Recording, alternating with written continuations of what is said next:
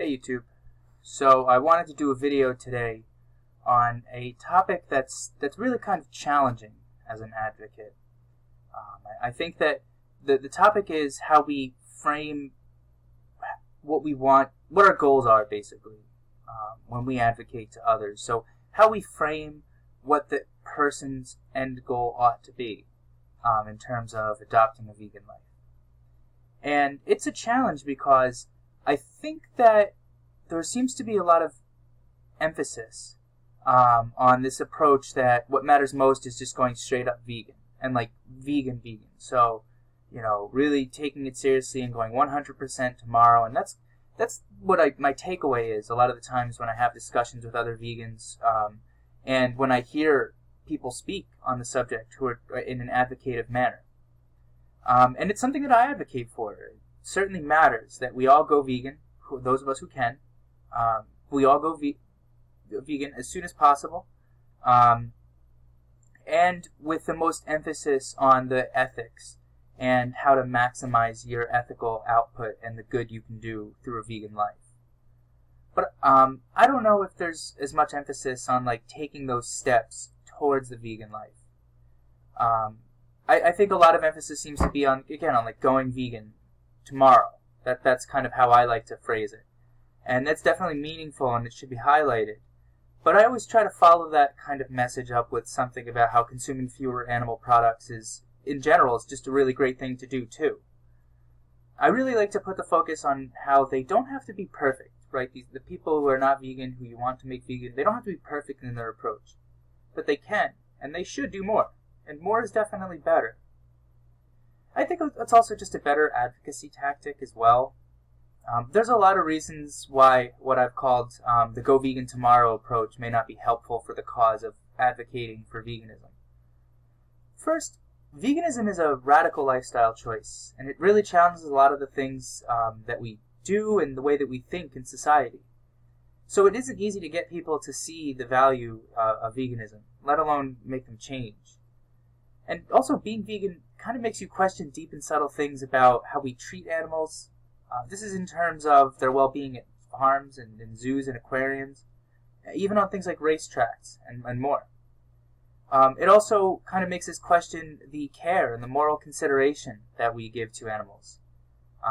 The best and strongest examples of these are speciesism and carnism, which are two different theories that I wrote about recently, actually, kind of contrasting them. But basically what they are is they're two theories that try to explain our behavior towards non-human animals, and it tries to kind of give a reason for it. Another thing that veganism makes people question is the way that we exploit animals for our own purposes. So this is like obvious things like meat and dairy, but it also includes labs and cosmetics, and also for science. And I believe that those are two different issues, different but related issues that kind of deserve their own kind of moral consideration. And then police dogs and horses is another example that we just kind of see on the streets. And I think when you put on that vegan lens, that vegan thinking cap, you start to think, I wonder if that's ethical. I wonder if that's appropriate. I wonder if it's even helpful for law enforcement, for police officers to be using horses. Police dogs, I think, is a separate matter because there is evidence that police dogs are effective for law enforcement. The questions of the ethics are also important. But I'm not here to comment on that. I actually wrote an article on this subject as well, kind of the tough questions of veganism. And I think that this is one of them. And I don't think we need to have the answer now necessarily, so I do want to emphasize that. But the point of this video is not to really talk about that. It's to just focus on, again, the framework of talking about veganism as its end goal, but also the steps that take you there. So, some people also, another reason veganism is kind of not necessarily helpful, the Go Vegan Tomorrow approach, is that adopting a vegan life means changing a lot about the ways that we live. Even if it's actually possible, and even if it's feasible and practicable, it's still a big change. And we need to support people in recognizing that can be a challenge for some people. And it does take careful consideration, or at least consideration. and planning sometimes. And some people just are not in the financial capacity to buy certain vegan products. So preaching to them about why going vegan tomorrow is better is only making them feel bad for something that they sometimes might not be able to do. I know a few people. One kind of inspirational young person recently who, was telling me about speciesism, and she does what she can, but sometimes she can't always, and that's okay too. I think what's more important is that we instill in people the value of a vegan life, and just the value of putting that vegan thinking cap on. I mean, even if you're not going to necessarily go vegan tomorrow, but just thinking about how your actions really have these big connections with global problems, and these global problems are directly related to animal agriculture. That's important. I think that is the goal. And some people, again, are just not in the financial place where they can exercise completely and wholly a vegan life. And it's not our place to talk down to people for those kinds of matters either. I think that there are some things that are easy to do as a vegan, but there are some things that I kind of maybe have to stretch my wallet in order to pay for, in terms of more humane household products. Evan prefers to kind of be careful with the usage of terms like cruelty-free, and I think I sympathize with him recently, more recently than not. But in any case, the point is that that's another thing, another impediment for why it's hard to have people go vegan tomorrow. It's also like a really big choice, and some people just are like reticent to make choices that big. So I mean, it's not as if it's just going to be like a one-time, oh, okay, I will do it. I mean, that was with me. I went vegan overnight. It was more to prove a point, actually, and then I ended up just really loving it. But it was something I did overnight, and our co-creator, co-founder of The Reason Vegan, Mike, did it over time. He phased in his veganism because it was a big choice. He had to be careful. He wanted to make sure that he was being balanced and also knowledgeable. I commend him for this. He made himself knowledgeable about how to live a vegan life in a way that's practicable and sensible. And lastly, I mean, some people just are not, plainly they're just not in the zone where they want to adopt a vegan life. Some people are just like that. And we shouldn't shut the door to those people. We should say to those people, well, you don't have to necessarily go vegan. Of course it's better to go vegan, right? And I say that to people. Of course it's better to go vegan. I mean, you're not consuming any animals, and you're kind of by default having to be conscious about the purchases that you make and making sure that you're thinking about these other things, and it leads you into different directions. I didn't start off being kind of an environmentalist thinker until I was vegan, until I realized, like, holy smokes, animal agriculture is related to this really big climate problem. Not in any direct causal way, right? It's just a contributing factor, just like most things. But the point is, it's a very large contributing factor. It's a contributing factor that exists on multiple levels and has significant impacts for ecological biodiversity and health and climate stability. Well, maybe not climate stability, but I will say this. I think that, well, it's not even I think, this is a factual matter. Climate change has been clearly demonstrated to be related to these turbulent storms, these frequent turbulent storms that keep occurring. The facts are out there. And for those people who don't want to go vegan, you can say to them, look, you don't have to go vegan, but you can do less. You can consume fewer animal products, and that's definitely a good thing. A lot of good can be done. I mean, there are probably other reasons that I haven't even touched on, but I just wanted to keep this in mind, just like a very short list, why there are some impediments for people going vegan tomorrow, and why maybe that's not a great approach to tell people that, or to act in that way, that's like the only thing that people can do. I just think that in order to advocate better, we should frame veganism as the best thing that we can do. But that also taking those steps towards consuming fewer animals is really, really important. It's incredibly important. And this is true, too. The problems caused by the animal agriculture industry are severe and they're harmful. We need to take action now. every time we say no, we are having an effect on this, whole system, and not just like the system of animal agriculture, but like the global ecological system. Big thing stuff here. It really does have an impact. Absolutely. I have two little slogans that I just wanted to put out there. I say these to people sometimes, and I also think of these as guiding principles for my own advocacy. The first little slogan is, veganism is the ideal, but consuming less is the goal. Right? And I think that that's something we can all agree to. Obviously, it's best to be vegan. I frame it as veganism is a more moral lifestyle. Absolutely. It's better to be vegan. But it's really, really, really good to do less. We consume way too much meat and dairy in this country. The industry that produces these products is extremely harmful to our environment and to the people who live around those facilities and those where those practices take place in slaughterhouses. Definitely every time we say no again, that's a win in this battle, and kind of sticking it to the man that is animal agriculture. And then my other little slogan is that consuming less is doing more, because it is. Again, every time we say no, we're taking an action that says no to an industry that is actively causing harm to our planet and has no regard for that. It's I think that like slogans are helpful because they're catchy, but they're also very meaningful.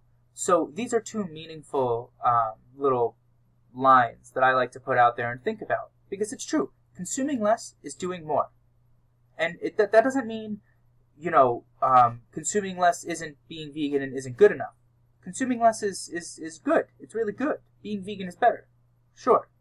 And veganism is the ideal. That's why, right? But consuming less is the goal. I think that this approach is just more effective. It's better for the cause and it's better for the movement. My goal as an advocate is to get people to adopt ethically conscious lives for the animals and for the environment. That means persuading them and motivating them, in a way that they are able to kind of phase out their consumption of meat and dairy, and also to kind of those who just want to lessen their consumption. Some people, again, are just not in that. I know a few close friends of mine who flat out will never go vegan. That's what they said to me. They just love meat. And I say to them, oh, well, it's unfortunate for those animals that you love meat, but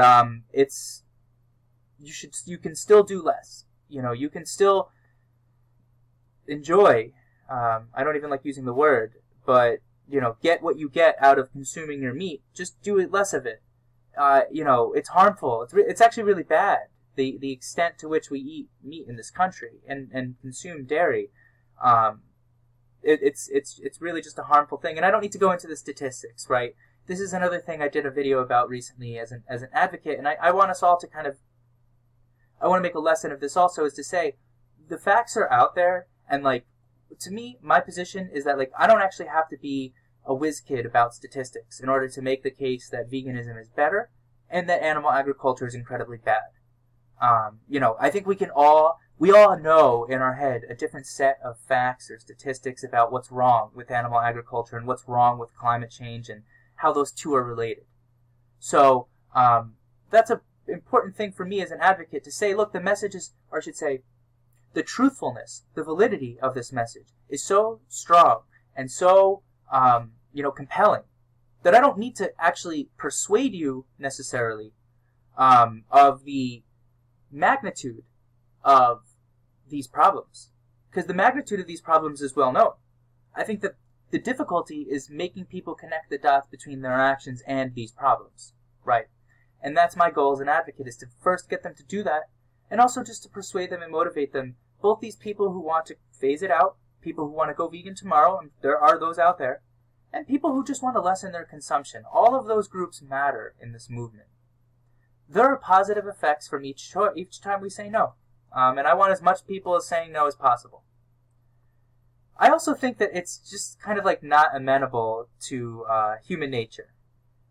The fact of the matter is, we're social animals, and consuming meat and dairy is a highly socialized behavior. In the abstract, consuming meat and dairy is something we've done essentially throughout history. Maybe it started from a need, or maybe at one point, it was beneficial for our development as a species. But we've habitualized these behaviors, and there's many ways that this manifests. For one thing, because of this history, we wrongly believe that it's still necessary for modern humans today to eat meat, when largely it isn't. This is something, again, that's like pretty clearly disproved. It's instantiably true, because there are vegetarians who live out their lives, and there are vegans who grow in old age and live out their lives too. So we can just see, like, in life, in people, that these things are. We don't need meat in order to survive. I mean, it's really a farce at this point. But another way that this manifests is that we've built these really crazy systems and norms around non-human animals. So there are like these deeply rooted beliefs that affect people's abilities to see these animals in any other way than what they're used for.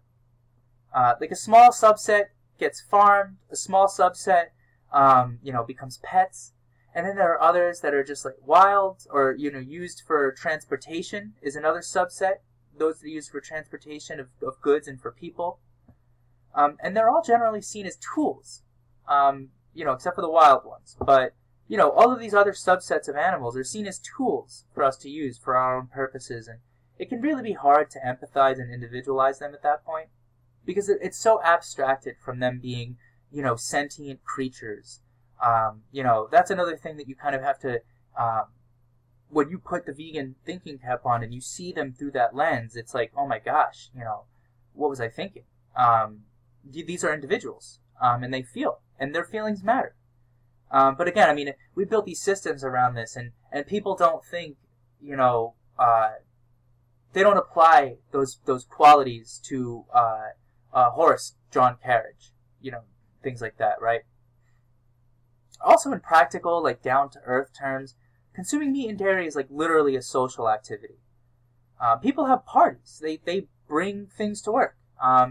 It's a thing to do when you're out with your friends, right? There's a lot of other examples, but you get the point. There's almost always going to be meat and dairy there. And furthermore, your friends or your peers are almost always going to be consuming it.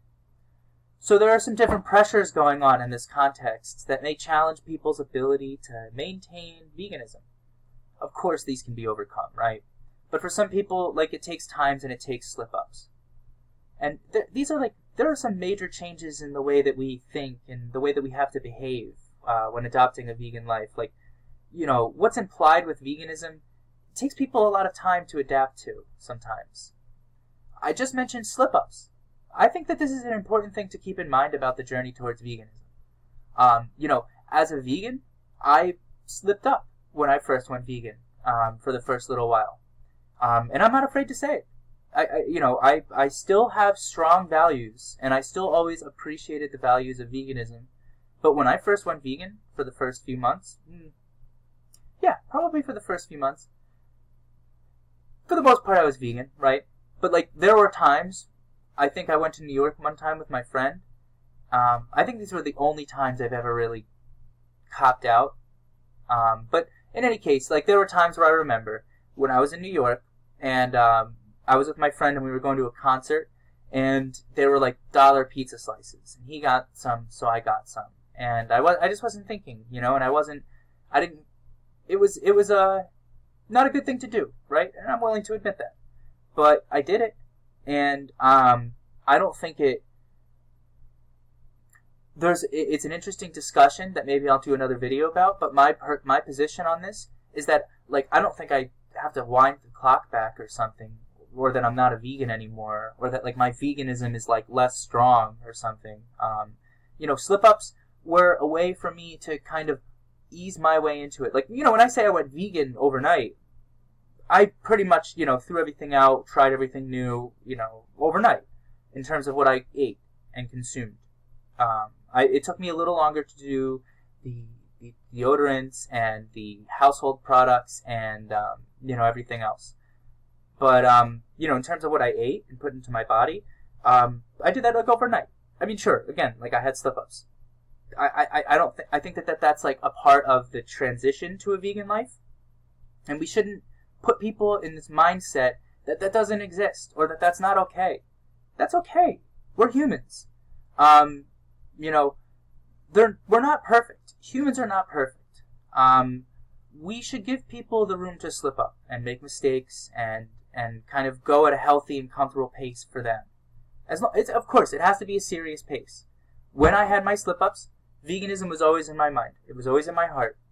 I just didn't have the discipline and the commitment, frankly, to tell my friend, no, I'm going to go somewhere else or something like it, or even to prepare beforehand. That's something that I more commonly do nowadays, because you just can't anticipate where you're going to be.